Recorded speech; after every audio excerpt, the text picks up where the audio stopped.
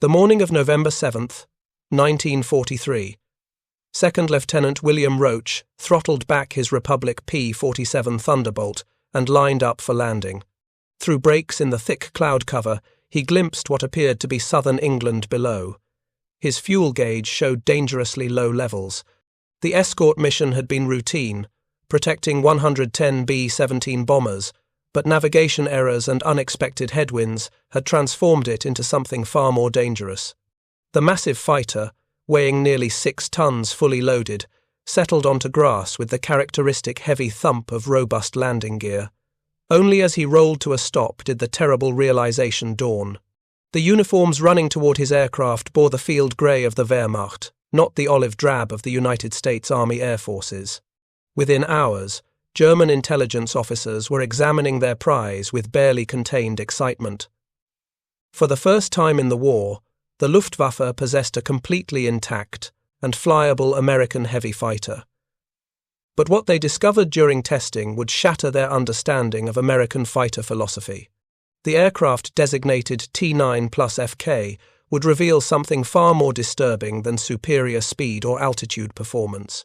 It would demonstrate a concentration of firepower that German pilots described in their reports with a single chilling assessment: unsurvivable.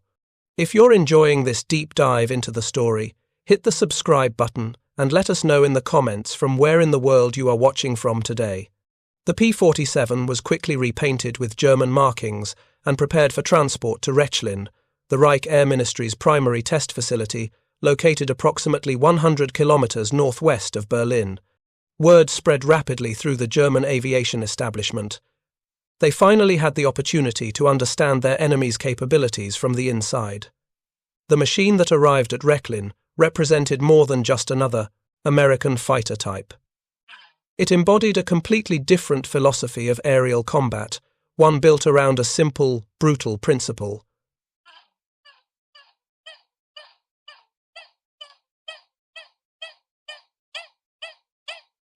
Overwhelming firepower. Hauptmann Hans-Werner Lerche received the assignment on November 10th. The 30-year-old test pilot had already earned a reputation as one of Germany's most methodical evaluators of captured aircraft, having flown over 120 different types during his career.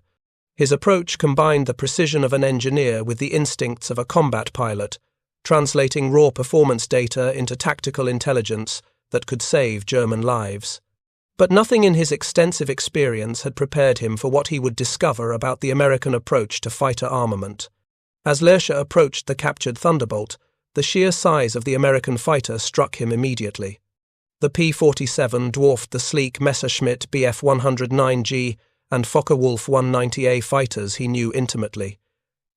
Its radial engine, the Pleur Affair, Pratt & Whitney R2800 Double Wasp, displaced nearly twice the volume of typical German power plants.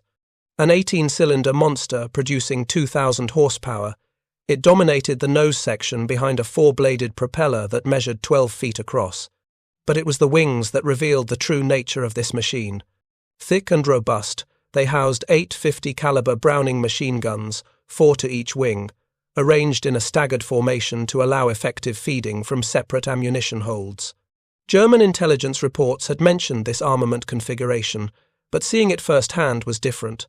Most German fighters carried 1 or 2 20mm or 30mm cannons plus machine guns. The P-47 carried 8 heavy machine guns with 425 rounds per weapon, 3,400 rounds total, enough ammunition for approximately 30 seconds of continuous fire. Lerche knew the specifications of the Browning AN/M2 aircraft gun. 12.7mm caliber, 600 to 800 rounds per minute cyclic rate. Muzzle velocity of approximately 890 meters per second. But specifications on paper were abstract. The reality of 8 such weapons firing simultaneously was something else entirely. German intelligence had calculated the combined firepower. All 8 guns firing together could deliver over 4 kilograms of lead per second downrange. 4 kilograms. Every second. For 30 seconds. Settling into the cockpit, Lerche noted the spacious interior that contrasted sharply with the cramped confines of German single-seat fighters. American designers had clearly prioritized pilot comfort for long-range missions, a luxury the resource-constrained Luftwaffe had never been able to afford. The instrument panel, while unfamiliar, displayed a logical layout, but it was the gun sight that held his attention.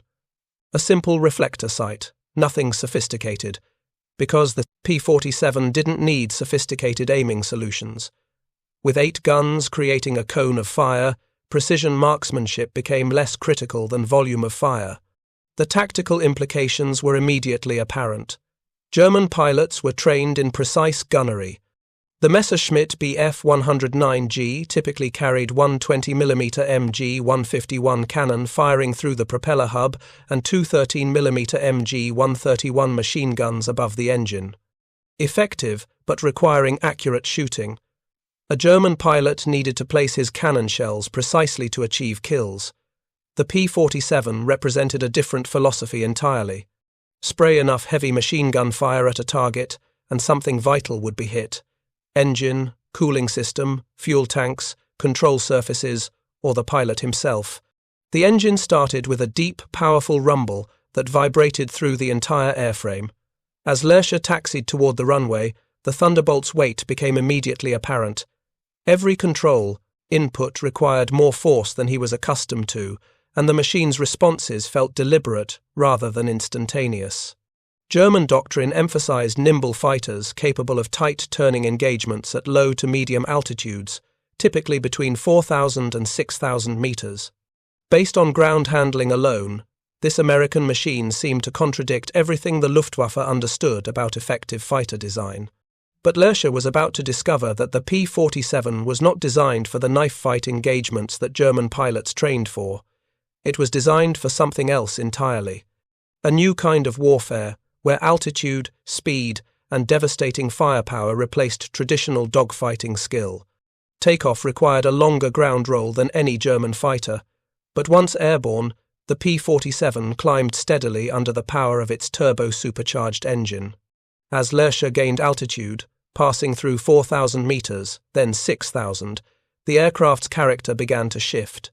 The heavy, sluggish feeling that had dominated low-altitude flight gradually gave way to something more responsive and purposeful. At 9,000 meters, cruising at approximately 640 kilometers per hour, Lerche experienced his first revelation about American fighter philosophy. Up here, in the thin air where bomber formations operated, the Thunderbolt transformed. The turbo-supercharger, a technology that German manufacturers had struggled to perfect reliably, delivered increasing power as atmospheric pressure decreased. Where German fighters suffered performance degradation above 10,000 meters, the P-47 seemed to gain strength. Testing the aircraft's diving characteristics, Lerche was astounded by its acceleration and stability at high speeds. German fighters, while agile in turning fights, suffered from control, stiffening, and structural limitations in high-speed dives. The P-47, by contrast, accelerated like a guided missile. Its heavy construction became an asset rather than a liability. Reports from his flight would later describe the machine as swooping like a hammer in vertical maneuvers. But it was the armament demonstration that proved most impressive and most terrifying. Lerche approached the weapons range at Rechlin at moderate altitude. The test protocol called for firing bursts at ground targets to evaluate gun performance, harmonization, and ammunition feed reliability. He armed the weapons systems, checking that all 8 guns were ready. The gun charging switches clicked into position. He lined up on the target area, a series of panels simulating aircraft fuselages and armored vehicles. He squeezed the trigger. The P-47 shuddered. 8 Browning machine guns erupted simultaneously, their combined recoil pulsing through the airframe. The nose dipped slightly from the thrust of 8 gun barrels, expelling rounds at nearly 900 meters per second. Spent casings and steel links ejected from the bottom of the wings through to square, staggered apertures, creating a metallic rain that fell away behind the aircraft. The target panels disintegrated, not damaged, not perforated, disintegrated. Lerche released the trigger after 3 seconds. He had fired approximately 160 rounds total, 20 rounds from each gun. The target area below showed complete destruction. The simulated aircraft fuselage had been torn apart. The armoured panel, representing the side armour of a light vehicle, had been punctured in multiple locations. Everything in the cone of fire had been shredded. Lersch circled back for another pass. This time he fired a 5-second burst at a different target array, 400 rounds total. The effect was even more dramatic. A 5-second burst from all 8 guns put approximately 500 rounds of mixed ball, armour-piercing incendiary, and tracer into a target area roughly 1 metre square at a range of 350 metres. The armour-piercing incendiary rounds, designated M8 API, could penetrate 25 millimetres of homogeneous armour plate at 200 metres. They could punch through the engine block of a Messerschmitt Bf 109. They could ignite fuel tanks. They could sever airframe components. German intelligence had known about American 50 caliber armament. They had encountered it on P-38 Lightnings and P-51 Mustangs. But the P-47 represented something quantitatively different. Not just more guns, but more ammunition, fired from a stable, high-speed platform that could dive onto targets with terrifying acceleration and then climb away before defenders could react. Lersch flew multiple sorties over the following days, each time testing different aspects of the P-47's capabilities. He documented performance figures that would soon alarm defensive planners. But it was always the armament that dominated his reports. The sheer concentration of firepower was unlike anything in the German inventory. The Focke-Wulf 190A carried 4 20mm MG 151 cannons and 2 13mm MG 131 machine guns in later variants. Devastating firepower. Certainly. But with limited ammunition, perhaps 150 rounds per cannon, a German pilot had to make every burst count. The P-47 pilot could afford to be less precise. With 3,400 rounds available, he could fire longer bursts, could engage multiple targets, could spray fire across a formation of aircraft. The psychological impact of this on German pilots would prove as significant as the physical destruction. When you saw a P-47 diving at you, you knew what was coming. 8 50 caliber machine guns, throwing a stream of armour-piercing incendiary rounds. If any of those rounds hit something critical, your aircraft was finished. If enough of them hit your aircraft, even non-critical hits would accumulate into catastrophic damage. Lersch's engineering background allowed him to appreciate the sophisticated systems integration that American designers had achieved. The staggered gun arrangement in each wing wasn't just for mechanical convenience. It allowed for effective ammunition feeding and prevented interference between adjacent guns. The ammunition bays were designed with closely spaced structural elements that engineers would later describe as built like a tank. The gun bay structure could absorb the stress of sustained firing without failing. The Germans had considered fitting aircraft with batteries of machine guns early in the war, but they had chosen instead to emphasize cannon armament, believing that explosive shells were more effective than bullets, even heavy bullets. For destroying bombers at long range, this made sense. A 20mm or 30mm explosive shell could do catastrophic damage with a single hit. But in fighter versus fighter combat, the American philosophy proved equally effective and in some ways superior. A German pilot with cannon armament needed to score direct hits. He had perhaps 10 to 15 seconds of firing time before his ammunition was exhausted. An American pilot with 850 calibers could keep firing for 30 seconds. He could adjust his aim during the burst, walking his fire across the target. He could engage at longer ranges, accepting that many rounds would miss, but confident that enough would hit to achieve a kill. During mock combat demonstrations at Rechlin, experienced German pilots flew against the captured P-47 to develop defensive tactics. What they discovered was sobering. Below approximately 4,600 meters, traditional Luftwaffe fighters maintained significant advantages in maneuverability and acceleration. A Bf 109 or Fevu 190 could outturn the P-47, could gain angles for shooting solutions, could force the American fighter into defensive positions. But above that critical altitude, the engagement dynamic reversed dramatically. and, at any altitude, if the P-47 achieved a firing position, the result was almost always catastrophic for the target aircraft. The mock engagements used camera guns rather than live ammunition, but the gun camera footage was analysed carefully. When the P-47 got its guns on target, even for 2 or 3 seconds, the concentration of fire would have destroyed the German aircraft completely. Not damaged, not forced to break off. Destroyed. One particularly revealing demonstration involved a captured P-47 engaging a Bf-109G at 8,000 meters. The German fighter attempted to break away by diving. The P-47 followed. Within seconds, the Thunderbolt was overtaking the Messerschmitt in the dive, its superior power-to-weight ratio at high speeds becoming apparent. The German pilot pulled up hard, hoping to use his better turning ability to reverse positions. But the P-47 stayed with him through the initial turn, and in that brief moment when both aircraft were in the same turning plane, the American fighter's guns bore on the German aircraft. In real combat, that would have been the end. 3 seconds of fire, perhaps 160 rounds downrange.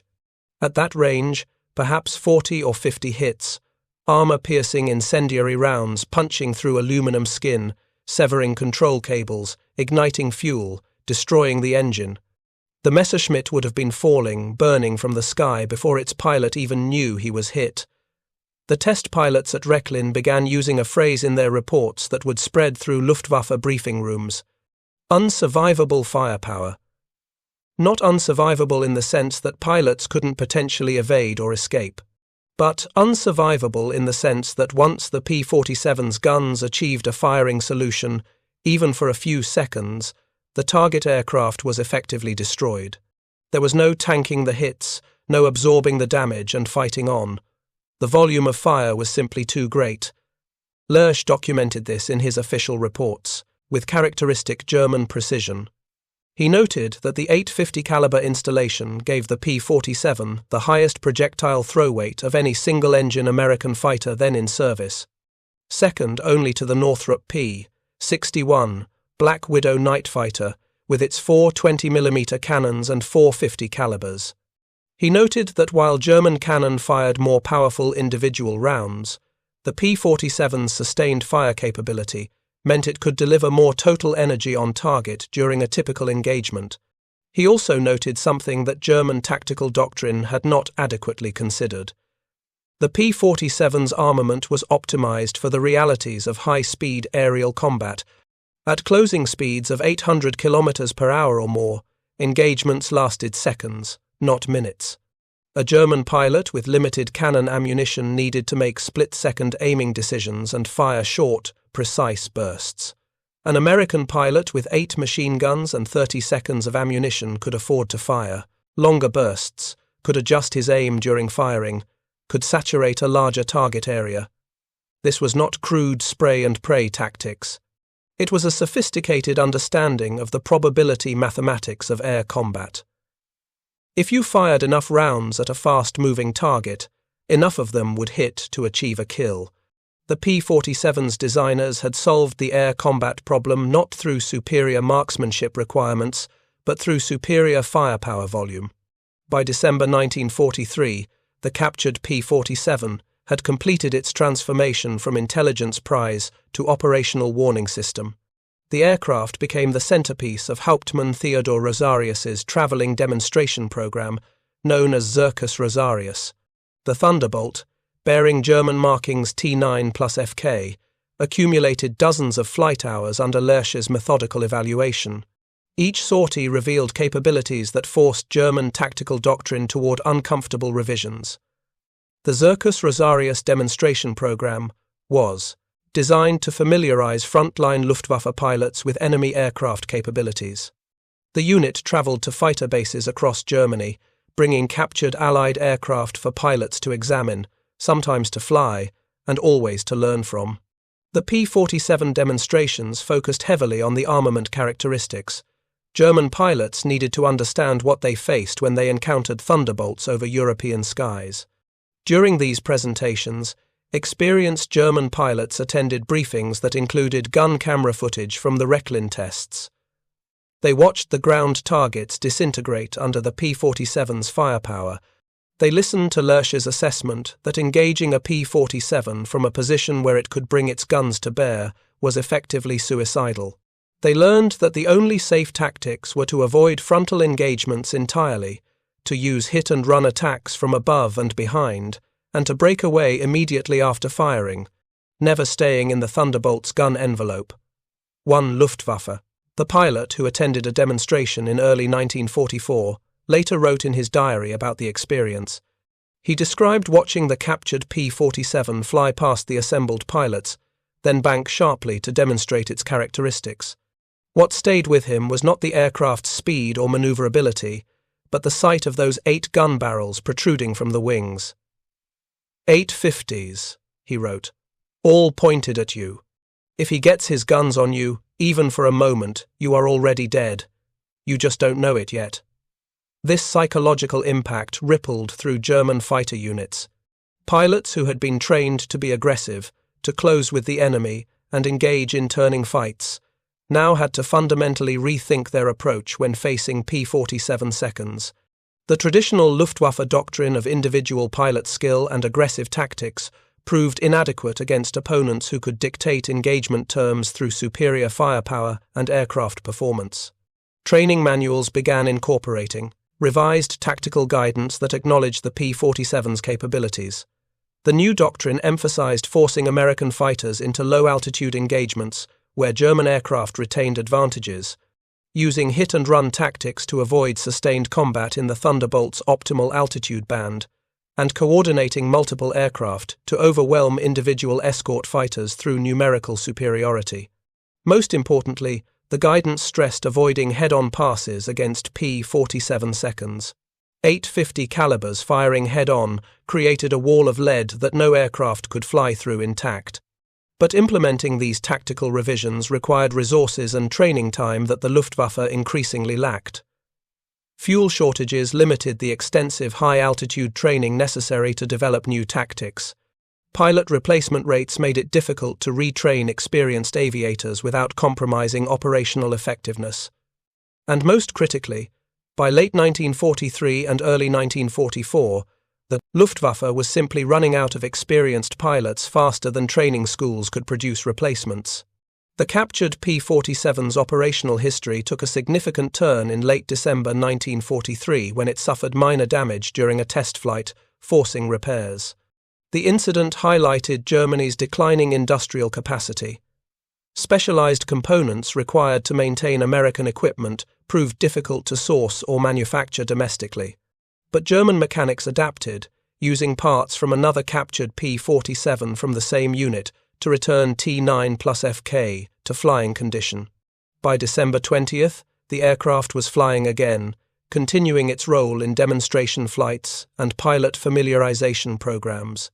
But the tactical intelligence it provided arrived too late to alter the fundamental trajectory of the air war over Europe. The gap between understanding enemy capabilities and developing effective countermeasures had widened beyond bridging.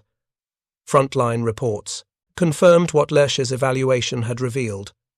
American P-47 formations operating over Germany were exploiting their tactical advantages with increasing effectiveness. They operated in coordinated formations that maximized their altitude and speed advantages while minimizing exposure to German interception attempts. They used their superior firepower to engage from positions where German fighters couldn't effectively respond. And they were producing kill ratios that reversed the advantages the Luftwaffe had enjoyed earlier in the war. One particularly sobering intelligence report from early 1944 described an engagement over central Germany. A formation of 16 P-47 seconds escorting bombers was intercepted by approximately 30 Bf-109 fighters. The German pilots attempted to use their numerical advantage and superior low-altitude maneuverability. They achieved several favorable attacking positions. But the P-47 seconds, operating at 25,000 feet, simply held their altitude and used their diving speed to counter each German attack. When P-47 seconds achieved firing positions, the results were decisive. 5 German fighters were destroyed in the engagement. 2 P-47 seconds were damaged but returned to base. The kill ratio was 2.5 to 1 in favor of the Americans. If you find this story engaging, please take a moment to subscribe and enable notifications. It helps us continue producing in-depth content like this. What made this particularly concerning for German command was not just the numerical outcome, but what it represented about the evolution of air combat. The P-47 seconds had not relied on superior pilot skill or tactical brilliance. They had simply used their aircraft's inherent advantages, altitude performance, diving speed, and overwhelming firepower to dominate the engagement. The American pilots had flown by doctrine, by the numbers, using systematic tactics that leveraged their technological superiority. This was the nightmare scenario that German aviation planners had failed to anticipate. Not a war won by individual heroics or tactical genius, but a war won by industrial capacity producing superior aircraft in overwhelming numbers. The P-47 represented this new reality perfectly. It was not the most agile fighter. It was not the fastest in level flight. But it combined good enough performance with devastating firepower and robust construction in a package that American industry could produce by the thousands. By spring 1944, the strategic implications of the P-47's capabilities became undeniable. American escort fighters were expanding their operational range, protecting bomber formations deeper into German territory. The Thunderbolt's long range, over 1,600 kilometers with drop tanks, meant that targets previously considered safe from escort protection were now vulnerable. German industrial facilities that had been relocated beyond the range of earlier Allied fighters found themselves under attack by bombers protected by Thunderbolts operating at maximum range. This expansion of the combat zone forced dispersion of German defensive assets across wider geographic areas, diluting the concentration of force that had previously made interception possible. The training programs, attempting to implement anti-P-47 tactics, faced insurmountable obstacles. Fuel shortages limited high-altitude practice flights, essential for developing new combat techniques. German pilots found themselves attempting to learn advanced energy management and altitude discipline through theoretical instruction rather than practical experience. This knowledge gap became apparent during actual combat encounters, contributing to rising loss rates among newly trained aviators. The disparity between classroom understanding and operational execution was stark. A German pilot could understand intellectually that he should avoid head-on passes against P-47 seconds, that he should attack from, above and behind, that he should break away immediately after firing. But executing these tactics under combat stress, with limited fuel, against numerically superior opponents who were flying aircraft with better high-altitude performance, proved nearly impossible. Thank you for watching. For more detailed historical breakdowns, check out the other videos on your screen now, and don't forget to subscribe.